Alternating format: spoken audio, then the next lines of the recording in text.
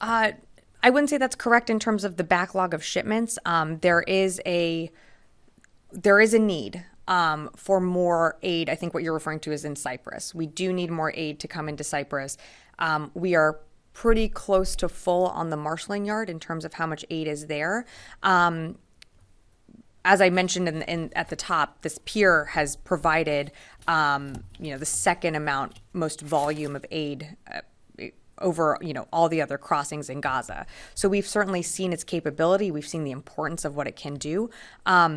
As high sea states are impacting the operability of the Pier, that's why it's being removed. When the commander decides that it is the right time to reinstall that Pier, we'll keep you updated on that. So it may not go back. As of right now, the intention is to continue to get aid into Gaza by any means necessary.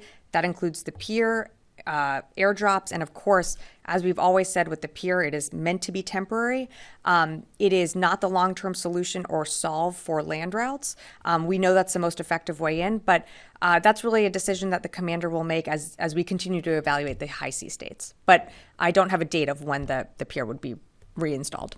You don't have a date? I don't right now. The commander will continue to assess the sea states over the weekend. That could lead into next week. So we're going to continue to monitor the environmental and weather factors, and once we have a better update, we'll certainly provide that. So on a separate subject, the disintegration of this Russian satellite, is there any indication that satellite came apart as a result of some kind of Russian anti-satellite test?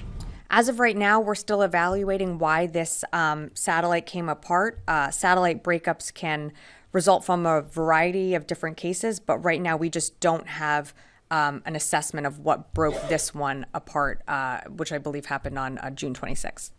Okay. Tara? Thanks, Sabrina. Back to the Pier.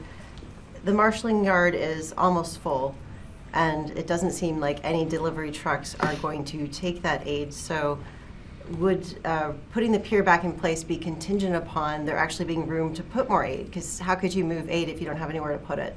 Yes, I mean, of course. If there's not enough room on the marshalling yard, then it doesn't make sense to put our men and women out there when there's nothing to move. There is still room. I don't want to give the impression that it's at capacity. It is certainly full.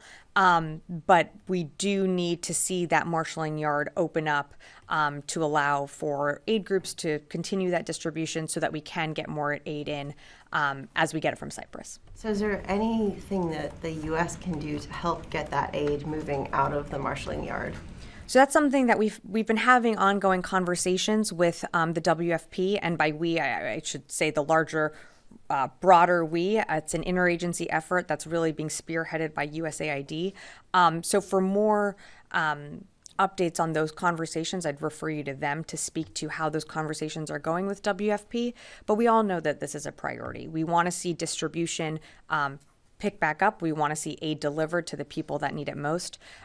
We certainly know and understand and are monitoring the dire humanitarian situation on the ground. So we certainly want to see that distribution back up.